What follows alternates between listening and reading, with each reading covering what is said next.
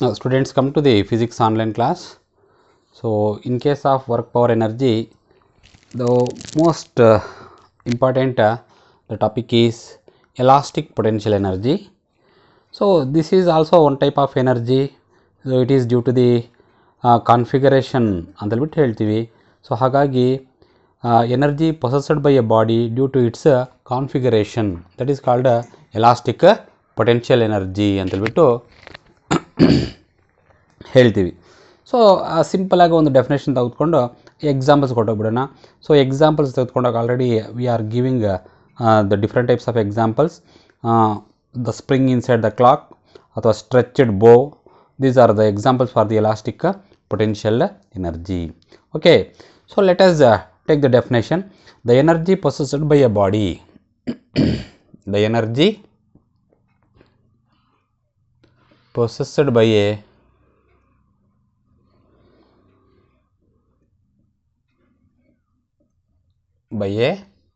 body due to its configuration, its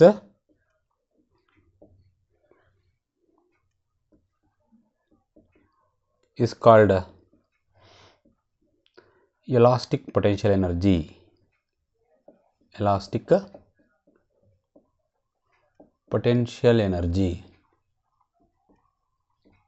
So this is the definition. And when we come to the examples, there are many more examples. One example is a wound spring in the clock. Next, second one is a stretched bow.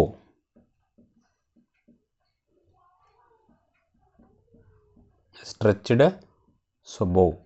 So these are all two examples for elastic potential energy. Okay. Next thing is potential energy of a spring. Potential energy of a spring. So this is also one of the most important concept in case of the practical examination or the practical in lab. So we have one experiment regarding this one. So spring constant. So during that time I can explain more about the potential energy of the spring. So let me take a simple importance regarding the potential energy inside the spring. Andre ಏನು, energy stored in a spring. Energy stored in a spring. For example, so ನಾವು ಒಂದು ಪೆನ್ನ ಒಳಗಡೆ spring ಇರುತ್ತೆ ನೋಡಿದ್ರಲ್ಲ, ಈ ಥರ spring, ಅದನ್ನು ನಾವು ಈ ಥರ ಸ್ಟ್ರೆಚ್ ಮಾಡಿ ಬಿಟ್ಟರೆ ಏನಾಗುತ್ತಪ್ಪ ಅಂದರೆ ಸೊ ಜಂಪ್ ಆಗುತ್ತೆ. ಅದರ ಒಳಗಡೆ ಇರುವಂಥ ಎನರ್ಜಿ ಎಲ್ಲಿಂದ ಬಂತಪ್ಪ ಅಂದರೆ so stored up energy, that is called potential energy ಅಂತ ಹೇಳ್ತೀವಿ. ಸೊ ಹಾಗಾಗಿ ಒಂದು ಸ್ಪ್ರಿಂಗಿನ ಒಳಗಡೆ ಇರುವಂಥ ಎನರ್ಜಿಯನ್ನು ನಾವು ಸ್ಟೋರೇಜ್ ಮಾಡಿ ಇಟ್ಟಿದ್ದರೆ ದಟ್ ಈಸ್ ಕಾಲ್ಡ್ ಏನಂತ ಹೇಳ್ತೀವಿ, potential energy of a spring. So ಅದನ್ನು ನಾನು ಈ ಥರ ಹೇಳ್ತೀನಿ, it is the energy, it is the energy stored in the spring, stored in the spring. So ಹಿಂಗೆ ಹೇಳ್ಬೋದು, the energy stored in the spring is called ಎಂಥ energy ಅಂತ ಹೇಳ್ಬೋದು, ಪೊಟೆನ್ಷಿಯಲ್ ಎನರ್ಜಿ. ಯಾವಾಗ ಸ್ಟೋರೇಜ್ ಆಗುತ್ತದೆ ಅದು ಬಹಳ important. When it is stretched, it is stretched. ಏನು ಸ್ಟ್ರೆಚ್ಡ್ ಅಂದರೆ, ಸ್ಟ್ರೆಚ್ಡ್ ಅಂದರೂ ಒಂದೇ ಅಥವಾ ಕಂಪ್ರೆಸ್ ಅಂದರೆ ಒಂದೇ. ಕಂಪ್ರೆಸ್ಡ್ ಹಿಂಗೆ ತಗೊಳ್ಳಿ word, it is compressed. When we have to compress the spring, the energy stored inside the spring is called ಏನಂತ ಹೇಳ್ತೀವಿ, potential energy of a spring ಅಂತ ಹೇಳ್ಬಿಟ್ಟು ಹೇಳ್ಬೋದು. ಯಾವಾಗ, when we have to compress any spring, then the energy stored inside the spring is called potential energy of a spring. ಈ ಥರನೂ define ಮಾಡ್ಬೋದು. ನಿಮಗೆ ಡಿಫೈನ್ ಮಾಡಬೇಕಾದ್ರೆ ಸೊ ನಮಗೆ ಬರೆಯೋದಕ್ಕೆ ಯಾವುದೋ ಒಂದು ಮೆಥಡ್ ತೆಗೆದುಕೊಳ್ತೀವಿ. But what is potential energy ಅಂದ ತಕ್ಷಣ ಸ್ಟೋರ್ಡ್ ಅಪ್ ಎನರ್ಜಿ ಅಂತ ಹೇಳ್ತೀವಿ ಅಲ್ವಾ. ಸ್ಪ್ರಿಂಗಲ್ಲಿರುವಂಥ ಎನರ್ಜಿ ಅಂದರೆ ಸ್ಪ್ರಿಂಗ್ ಒಳಗಡೆ ಸ್ಟೋರೇಜ್ ಆಗಿರುವಂಥ ಎನರ್ಜಿ ನಾವು ಅಂತ ಕರಿತೀವಿ potential energy of a spring ಅಂತ ಕರಿತೀವಿ. ಸ್ಟೋರೇಜ್ ಯಾವಾಗ ಆಗುತ್ತದೆ, ಅದನ್ನು ನಾವು ಸ್ಟ್ರೆಚ್ ಮಾಡಿದಾಗ ಅಥವಾ ಕಂಪ್ರೆಸ್ ಮಾಡಿದಾಗ ಅರ್ಥ ಆಗ್ತಿದೆಯಾ? So during this time only we have get a potential energy inside a spring. Okay, so when we come to the expression for potential energy of a stretched spring and explaining the terms regarding these important variables. So potential energy is equal to, ಇದನ್ನು ನಾವು potential ಎನರ್ಜಿಯನ್ನು V ಅಂತಲೂ ತೆಗೆದುಕೊಳ್ಳಿ, spring ಕಾನ್ಸ್ಟೆಂಟಲ್ಲಿ V is equal to half kx² ಅಂತ ತೆಗೆದುಕೊಳ್ತೀನಿ. ಆ್ಯಕ್ಚುಲಾಗಿ ಇದಕ್ಕೆ derivation ಇದೆ. So ಈ ಡೆರಿವೇಷನ್ನ ನಮಗೆ ನೆಸಿಟಿ ಇಲ್ಲ. ಸೊ ಬೇಕಾದರೆ ನಾವು ಸ್ಪ್ರಿಂಗ್ ಕಾನ್ಸ್ಟೆಂಟ್ ನಾವು ಮಾಡಬೇಕಾದ್ರೆ ಆ ಡೆರಿವೇಷನ್ ಅನ್ನು ಬೇಕಾದ್ರೆ ಅಲ್ಲೇ ಎಕ್ಸ್ಪ್ಲನೇಷನ್ ಮಾಡ್ತೀನಿ. Okay, so this is the expression for spring constant ಅಥವಾ potential energy of a spring. Potential energy of a stretched spring.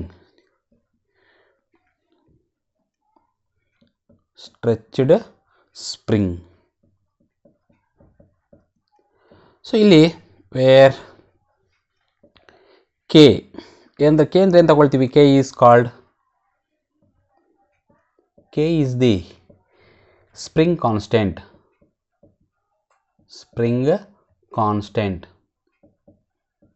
So next x is the extension of the spring. Extension ಅಂದ್ರೆ ಇರ್ಬೋದು increase in the length of the spring. So ನಾವು ಒಂದು ಸ್ಪ್ರಿಂಗನ್ನು so ಏನು ಮಾಡ್ತೀವಿ, ಇಷ್ಟಿದೆ spring for example ಹೀಗಿದೆ. So ಅದನ್ನು ನಾವು ಸ್ಟ್ರೆಚ್ ಮಾಡಿ ಎಳೆದ್ರೆ ಅವಾಗ ಏನಾಗುತ್ತದೆ? The spring will be like this. What happens? The length of the spring will be increases. That is called increase in length of the spring is called extension of the spring ಅಂತ ಕರಿತೀವಿ. So ಈ ಥರ ನಾವು ಸ್ಪ್ರಿಂಗನ್ನು extension ಮಾಡಬೇಕಾದ್ರೆ ಎಷ್ಟು extension ಆಗಿದೆ that is called X value ತೆಗೆದುಕೊಳ್ತೀವಿ. So ಹಾಗಾಗಿ ನಾವೇನು ಮಾಡ್ತೀವಿ, ಸ್ಪ್ರಿಂಗ್ ಕಾನ್ಸ್ಟೆಂಟ್ ಆ ಒಂದು ಎಕ್ಸ್ಪೆರಿಮೆಂಟ್ ಮಾಡಬೇಕಾದ್ರೆ ಸೊ ಈ ಒಂದು ಎಲ್ಲ ನಮಗೆ ಬರ್ತಾ ಹೋಗ್ತವೆ. ಸೊ ಒಂದು 2 ಮಾರ್ಕ್ ಕ್ವಶನ್ ಚಾನ್ಸಸ್ ಇರ್ತದೆ. Right the expression for spring constant of a stretched spring and explain the terms ಅಂತ ಕೇಳಿದ್ರೆ we have taking expression and we have 2 important variables. One is k, that is called spring constant, and x is called extension ಅಥವಾ displacement of a spring ಅಂತಲೇ ಹೇಳ್ಬೋದು ನಾವು. ಆ್ಯಕ್ಚುಲಾಗಿ ಅಲ್ಲಿ ನಾವು displacement of a spring ಅಥವಾ ಎಕ್ಸ್ಟೆನ್ಷನ್ ಆಫ್ ಎ ಸ್ಪ್ರಿಂಗ್ ಅಥವಾ elaboration of a spring ಅಥವಾ increase in the length of the spring ಈ ಥರ ನಾವು ಏನು ಬೇಕಾದ್ರೂ ಹೇಳ್ಬೋದು. ಅರ್ಥ ಆಗ್ತಿದೆಯಾ? So up to this stage we have completed the energy. In case of energy we have completed which one? Potential energy and kinetic energy. So kinetic energy ನಲ್ಲಿ ನಾವು ಎನರ್ಜಿ ಥಿಯರಮನ್ನು ಒಂದು ಮುಗಿಸಿದ್ವು, ಆಮೇಲೆ ಲಾ ಆಫ್ ಕನ್ಸರ್ವೇಷನ್ ಆಫ್ ಎನರ್ಜಿಗೆ ಬಂದವು, ಮತ್ತು convention ಯಾವುದು 2 important types of forces ತೆಗೆದುಕೊಂಡ್ವು. ಒಂದು ಯಾವ್ಯಾವುದು? Conservative and non conservative forces ತೆಗೆದುಕೊಂಡ್ವು.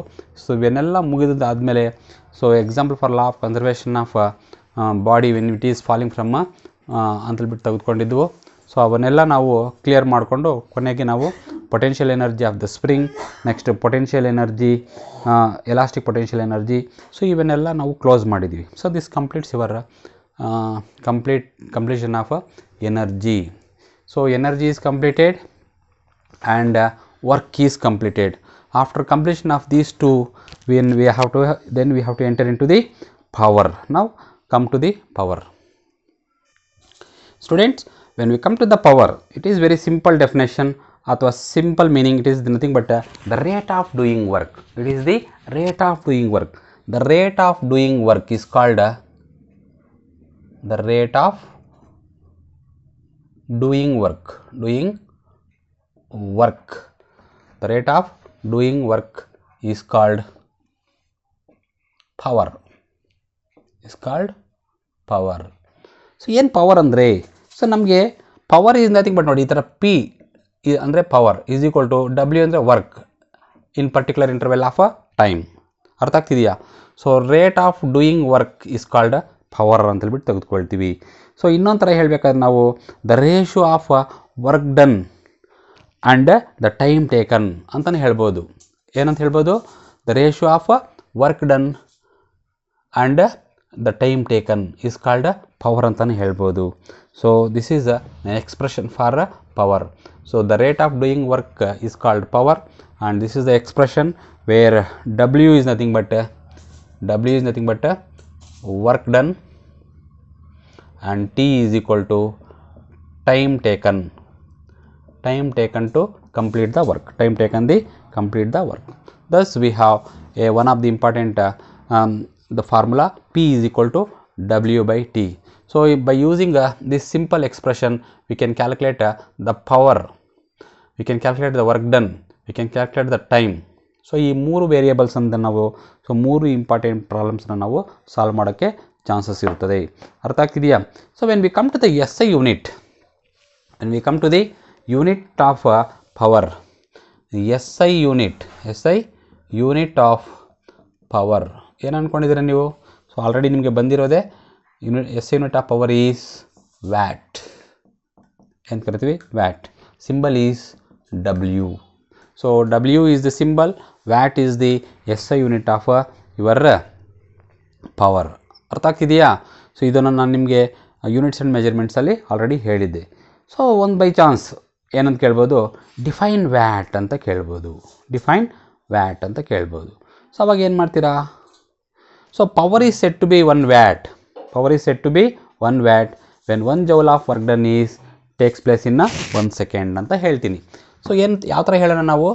So come to the one important definition. Okay, define watt.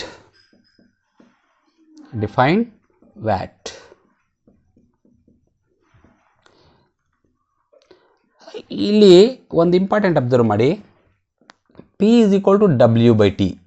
ಓಕೆನಾ? ಸೊ ನಮಗೆ ಪವರ್ 1 ವ್ಯಾಟ್ ಆಗಬೇಕಾದ್ರೆ ಇಲ್ಲೇನಾಗಿರಬೇಕು, 1 joule ಆಫ್ ವರ್ಕ್ ಡನ್ ಆಗಿರಬೇಕು, 1 ಸೆಕೆಂಡ್ ಟೈಮ್ ಆಗಿರಬೇಕು.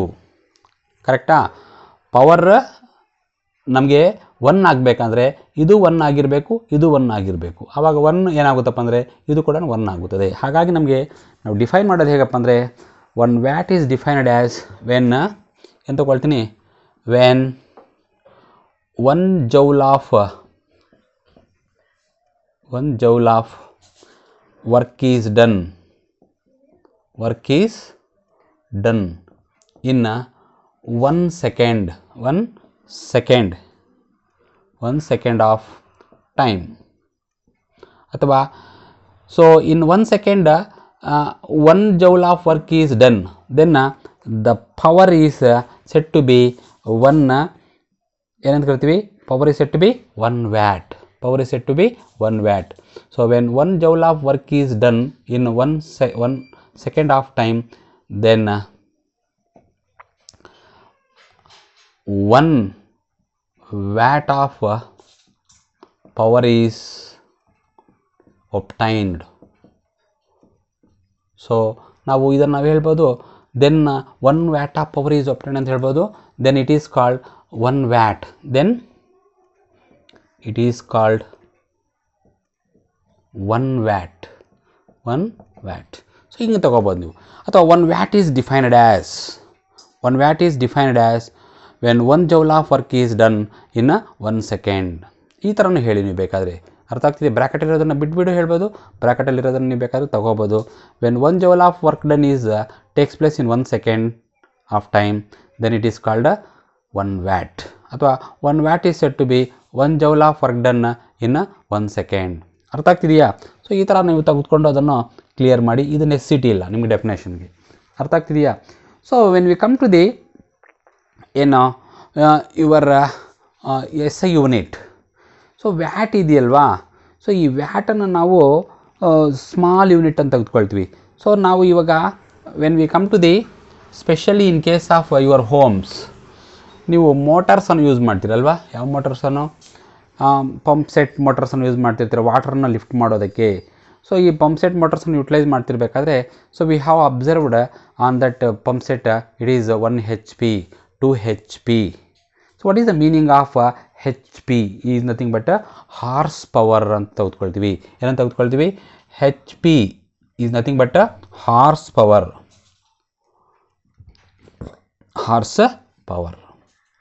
ಏನು ಈ ಹಾರ್ಸ್ ಪವರ್ ಅಂದರೆ? So this is also one type of unit. This is also one type of unit. So ಇಲ್ಲಿ ನಾವೇನು ತಗೊಳ್ತೀವಿ ಅಂದರೆ, so 1 HP is equal to 746 watts ಅಂತ ತೆಗೆದುಕೊಳ್ತೀವಿ. 1 HP is equal to 746 watt. So it is not equal, ಆ್ಯಕ್ಚುಲಾಗಿ it is nearly equal, but ನಾನು ಇದನ್ನು equal ಅಂತಲೇ ಹೇಳ್ತಾ ಇದ್ದೀನಿ. ಅರ್ಥ ಆಗ್ತಿದೆಯಾ? ಸೊ ನಿಮಗೆ ಕೇಳ್ಬೋದು, so 1 HP is equal to how many watts ಅಂತ ಕೇಳಿದ್ರೆ 1 HP is equal to 746 watts. ಅಥವಾ ಹಾಫ್ HP ಅಂತ ಕೇಳಿದ್ರೆ ಇದರಲ್ಲಿ 746ನಲ್ಲಿ ಹಾಫ್ ಮಾಡಿ. ಅರ್ಥ ಆಗ್ತಿದೆಯಾ? So this is the way of writing HP into watts, watts into HP. So ಇದು HP ಕೂಡ ನಮ್ಗೆ ಏನಾಗುತ್ತಪ್ಪ ಅಂದರೆ ಸಮಸ್ಯೆ ಬರ್ತಾ ಹೋಗುತ್ತದೆ. ಕೆಲವೊಂದು ಜಾಗದಲ್ಲಿ ನಾವು HP ಯುಟಿಲೈಸ್ ಮಾಡೋದಿಲ್ಲ. ಸೊ ನಮಗೆ ಇವಾಗ ನಮ್ಮ ಏನೋ ಮೀಟರ್ಸ್ ಇದೆಯಲ್ವ, ನಮ್ಮ ಒಂದು ಮನೆಗಳಿಗೆ ಮೀಟರ್ಸ್ ಹಾಕಿರ್ತಾರಲ್ವ, ಆ ಮೀಟರ್ಸ್ಗೆ ಇರುವಂತಹ ಒಂದು ರೀಡಿಂಗನ್ನು ನಾವು ಯಾವ ರೀತಿಯಲ್ಲಿ ತೆಗೆದುಕೊಳ್ತೀವಪ್ಪ ಅಂದರೆ, we have taking the reading as kilo watt hour. ಏನು ತಗೊಳ್ತೀವಿ ನಾವು? Kilo watt hour, kilo watt hour, kilo watt hour. So this is the huge unit. So ಇದು ಒಂದು ದೊಡ್ಡದಾಗಿರುವಂತಹ ಯೂನಿಟ್. ಇದು ಅಂದರೆ ಏನು ಮೀನಿಂಗ್? 1 ಕಿಲೋ ವ್ಯಾಟ್ ಹವರ್ ಅಂದರೆ ಏನಂತ ಮೀನಿಂಗ್? ಸೊ ಇಲ್ಲಿ ನಮಗೆ 1 ಕಿಲೋ ವ್ಯಾಟನ್ನು ನಾವು ಹೇಗೆ ತೆಗೆದುಕೊಳ್ತೀವಪ್ಪ ಅಂದರೆ, 1 ಕಿಲೋ